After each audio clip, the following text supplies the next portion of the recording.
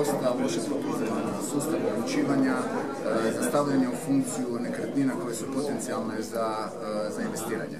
Dakle, mi imamo niz atraktivnih lokacija, dakle, građevinskih zona koje su vlasništvo Republike Hrvatske, imamo niz atraktivnih vojnih zona koje se mogu iskoristiti za taj vid industrije, dakle, u investiranju same hotelske industrije.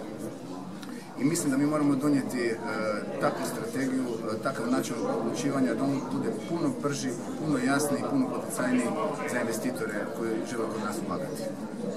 Sam premijer je napravio 5-6 novih strateških investicija. Čega kad bi se počeli s one S obzirom da su one strateške, one se već obrađuju, mi očekujemo jako brzo rezultate po tom pitanju. Dakle, neke i ove godine, a neke će biti vjerojatno i na početku druge godine, ali u svakom slučaju pokušat ćemo ubrzati sve procese jer mi želimo quick winove, sigurne quick winove u hotelskoj industriji, a mislimo za to da imamo potencijala. Ne samo kroz ove strateške investicije, nego samim ubrzanjem procedura, mislim da ćemo doći do tog rezultata. Povjerenstvo počelo? Još nije, ali evo ubrzo očekujemo. Dakle, imenovano je i biti će sljedeći tjedan čini mi se prva sjednica. Hvala vam svima. Još uvijek nemate najbliže suradnike, još ovo vijeće za suradnju bira pomoćnike, treba li to... Meni su ostali u ministarstvu, dakle, na raspolaganju svi pomoćnici i zamjenici, na tome i se zahvaljujem.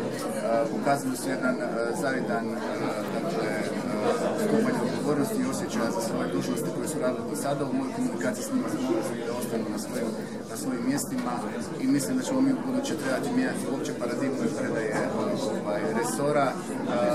Dakle, kada se postane državne dužnosti, mislim da se odgovorno treba odnositi prema tom mjestu jer onda prestaje strančaranje, onda postaje se jedna vid odgovornosti prema državi. Ali govori se kako na vijeću suradnju baš na osnovi zastupnika.